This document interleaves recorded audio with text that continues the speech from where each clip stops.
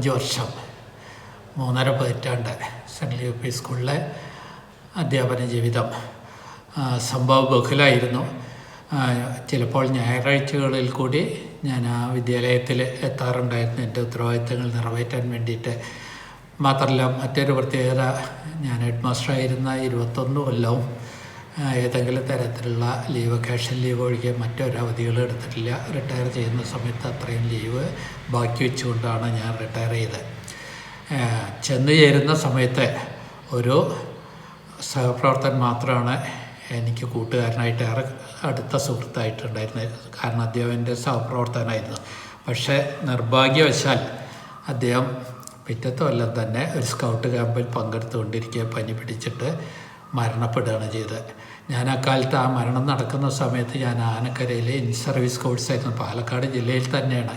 ഇന്നത്തെ ഇതുപോലെയുള്ള മാധ്യമങ്ങളൊന്നും ഇല്ലാതിരുന്ന കാലത്ത് 3-ാമത്തെ ദിവസം മരിച്ച കഴിഞ്ഞ് പിറ്റേ ദിവസം കഴിഞ്ഞ് അതിൻ്റെ പിറ്റേ ദിവസം പത്രത്തിൽ കണ്ടിട്ടാണ് ഞാൻ ഈ മരണ വാർത്ത അറിഞ്ഞിട്ട് പെട്ടെന്ന് അവിടെ നിന്ന് ഇങ്ങോട്ട് പോകുന്നത്. അത്രയേറെ ദുഃഖിപ്പിച്ചു. കാരണം ഞങ്ങൾ തമ്മിൽ 2 ദേഹമാണെങ്കിലും ഒന്നിച്ച് കഴിയുന്നത് പോലെ ആയിരുന്നു, ഒരാളെ പോലെ ആയിരുന്നു ഞങ്ങളുടെ പെരുമാറ്റം. പിന്നീട് പിൽക്കാലത്ത് എത്രയും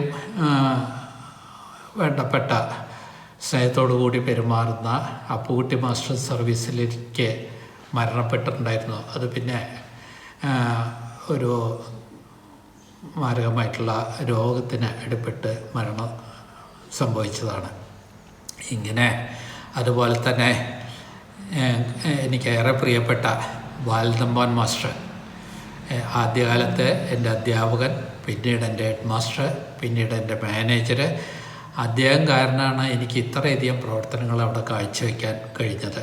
മാത്രമല്ല മുഴുവൻ അധ്യാപകരുടെയും പരിപൂർണ പിന്തുണ എനിക്ക് കിട്ടിയിട്ടുണ്ടെന്നാണ് ഞാൻ എപ്പോഴും പറയാറുള്ളത്. അങ്ങനെയുള്ള അദ്ദേഹം മരിക്കുന്ന ആ ദിവസം, അത് മരണത്തിന് കേവലം 10 മിനിറ്റ് മുമ്പ് ഞാൻ എൻ്റെ വീട്ടിൽ നിന്ന് പുറപ്പെട്ടിട്ട് അവിടേക്ക് എത്തി. വെറുതെ ഒന്ന് കണ്ടിട്ട് വരാമെന്ന് വിചാരിച്ച് ഞാൻ ചെന്നു. കുറച്ച് നേരം നിന്നു. അപ്പോൾ എന്തോ ഒരു സുഖമില്ലായി തോന്നി.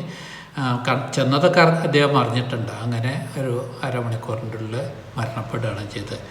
ഞാനെപ്പോഴും പറയാറുണ്ട്, ഞങ്ങൾ തമ്മിലുള്ള മാനസിക പൊരുത്തം കാരണമാണ് ഇങ്ങനെ അദ്ദേഹത്തിൻ്റെ അവസാന നിമിഷത്തിൽ എനിക്ക് കാണാൻ കഴിഞ്ഞെന്ന്. കാരണം എനിക്ക് എന്ത് ചെയ്യാനുള്ള സ്വാതന്ത്ര്യം അദ്ദേഹം വിട്ടു തന്നിരുന്നു. കാരണം ഞാൻ ചെയ്യുന്നതൊക്കെ വിദ്യാലയത്തിന് നല്ലതാണെന്നുള്ളത് അദ്ദേഹത്തിന് ബോധ്യമുണ്ടായിരുന്നുകൊണ്ടാണ് അങ്ങനെ ചെയ്തത്. ഇന്നിപ്പോൾ എവിടെ ചെന്നാലും നമ്മുടെ പൂർവ്വ വിദ്യാർത്ഥികളെ കണ്ടെത്താറുണ്ട്.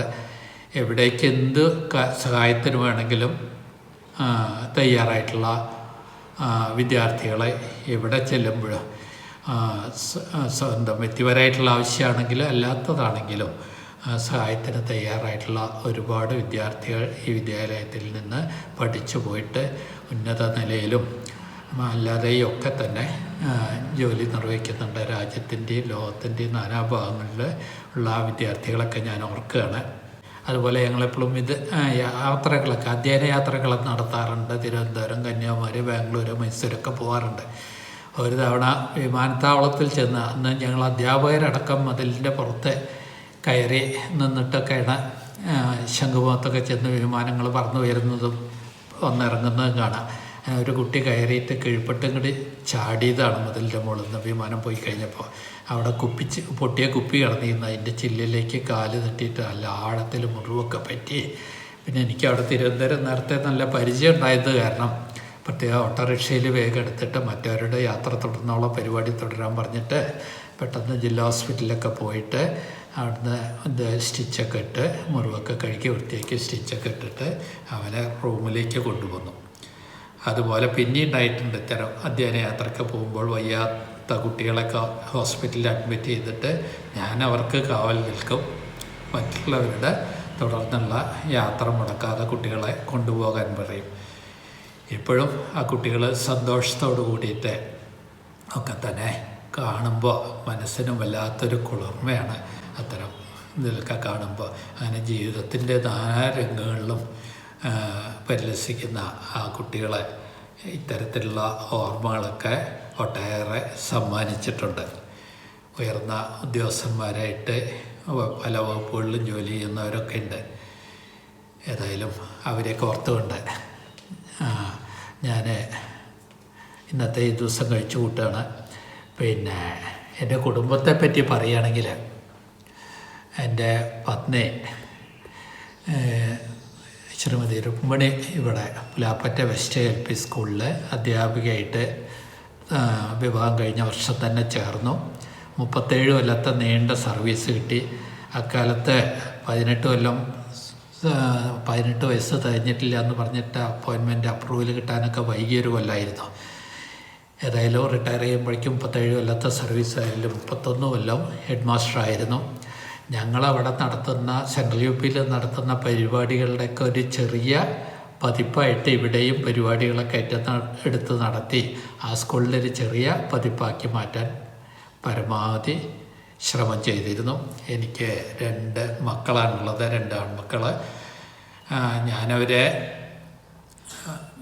ടെക്നിക്കലായിട്ടുള്ള വിദ്യാഭ്യാസം നൽകി മറ്റ് രംഗത്തേക്ക് അയക്കാമെന്ന് വിചാരിച്ചെങ്കിലും 2 പേരും ഇപ്പോൾ അധ്യാപകർ തന്നെയാണ്. ഒരാൾ മലമ്പുഴ ITIയിൽ ഇലക്ട്രിക്കൽ വിഭാഗം അധ്യാപകനായിട്ട് ജോലി ചെയ്യുന്നു. മറ്റേ ആൾ കൊച്ചിൻ യൂണിവേഴ്സിറ്റിയിലെ മെക്കാനിക്കൽ വിഭാഗം അസിസ്റ്റൻറ്റ് പ്രൊഫസറായിട്ട് ജോലി ചെയ്തിരുന്നു. ഇപ്പോൾ റിസർച്ച് നടത്തിക്കൊണ്ടിരിക്കുകയാണ്. മെക്കാനിക്കലിൽ അമൃത യൂണിവേഴ്സിറ്റിയിൽ റിസർച്ച് നടത്തിക്കൊണ്ടിരിക്കുകയാണ്. മരുമക്കൾ 2 പേര്, അതിലൊരാൾ PSC റാങ്ക് ലിസ്റ്റിൽ മുന്നിലെത്തിയിട്ടുണ്ട്. നിയമനം നടന്നാൽ അടുത്ത കൊല്ലം അധ്യാപികയാവും. 2ാമത്തെ ആൾ DRDOയിലെ സയൻറ്റിസ്റ്റാണ്. ഈ മുങ്ങിക്കപ്പലുകളെ പറ്റി ഗവേഷണം നടത്തുന്ന വിഭാഗത്തിൽ എറണാകുളം തൃക്കാക്കരയിൽ സയൻറ്റിസ്റ്റായിട്ട് ജോലി ചെയ്യുന്നു. പിന്നെ ഇപ്പോൾ റിട്ടയർ ചെയ്തതിന് ശേഷം പ്രധാന ഹോബി എനിക്ക് ഈ കമ്പ്യൂട്ടർ ഉപയോഗിച്ച് ഉള്ള വർക്കുകളൊക്കെ ചെയ്യുക എന്നുള്ളതിലാണ്. അപ്പോൾ സമൂഹത്തിന് വേണ്ടി അങ്ങനെ ഒരു വർക്ക് ഞാൻ ഏറ്റെടുത്തിട്ടുണ്ട്. റബ്ബർ കൃഷിക്കാർക്കായിട്ട് വേണ്ടിയിട്ടാണെന്ന് മാത്രം. പിന്നെ ഒഴിവു സമയങ്ങളിൽ പ്രധാനപ്പെട്ട മറ്റൊരു ഹോബി പൂന്തോട്ടം നിർമ്മാണം, കൃഷി എന്നതൊക്കെയാണ്. അതിനും പുറമെ റിട്ടയർമെൻറ്റിന് ശേഷം അതുവരെ സാധിക്കാതിരുന്ന വിമാനത്തിലൊന്ന് കയറാൻ പോലും സാധിക്കുമെന്ന് കരുതിയിട്ടില്ലാത്ത എനിക്കിന്ന് ഒട്ടേറെ രാജ്യങ്ങൾ സന്ദർശിക്കാൻ അവസരം കിട്ടി. ഞങ്ങൾ 2 പേരും ചേർന്നിട്ട് ടൂർ ഓപ്പറേറ്റേഴ്സിൻ്റെ കൂടെ Bali, Malaysia, Singapore, Thailand, Nepal, Bhutan, അതുപോലെ തന്നെ ഇപ്പോൾ ഈ അടുത്ത കാലത്തായിട്ട് ചൈന ഈ വർഷം, ഇങ്ങനെയുള്ള രാജ്യങ്ങളൊക്കെ പോയി കണ്ടു.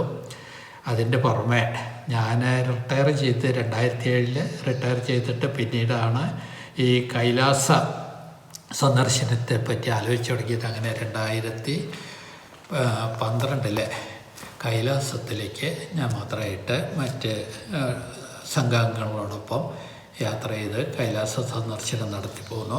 മാത്രമല്ല ഇന്ത്യയിലെ മിക്കവാറും സംസ്ഥാനങ്ങളൊക്കെ ഒറീസ, ബംഗാൾ, ഹിമാചൽ പ്രദേശ്, അതുപോലെ തന്നെ ഗുജറാത്ത്, ജമ്മു കാശ്മീർ, അങ്ങനെയുള്ള മിക്കവാറും സ്ഥലങ്ങളിലെ പ്രധാനപ്പെട്ട കാഴ്ചകളൊക്കെ കാണാൻ ഞങ്ങളുടെ ഒഴിവുവേളകൾ ഞങ്ങൾ ഉപയോഗപ്പെടുത്തി വരുന്നു. യാത്രകൾ അവസാനിച്ചിട്ടില്ല, യാത്രകൾ ഇനിയും തുടരും. ഇന്ത്യയിൽ